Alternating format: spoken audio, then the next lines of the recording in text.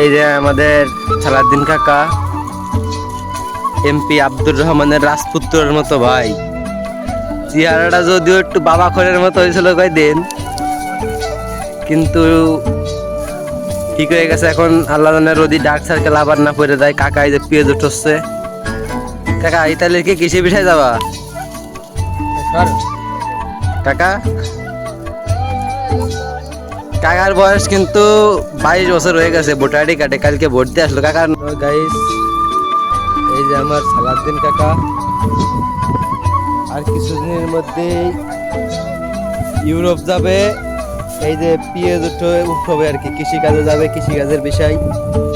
তাই এই যে পেঁয়াজ উঠানোর কাজ কাম করে প্র্যাকটিস করতেছে।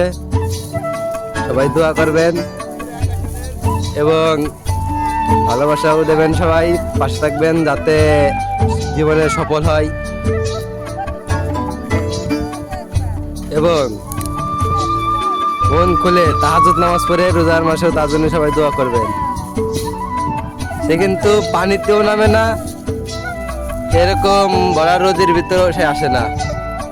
তারপরেও সে কি রিস্ক নিয়ে আইছে বোঝেনি তো সবাই, তার জীবন মরণের রিস্ক। ইউরোপের ভিসার জন্য এই কাজ করতেছে, মানে কাজ শিয়ে যা লাগবে তো কৃষি বিষয় যাবে, পেঁয়াজ উঠবে, এরকম সাইজের পেঁয়াজ। কাকা কাজ করতেছে, দেখেন সবাই সাপোর্ট করবেন সবাই।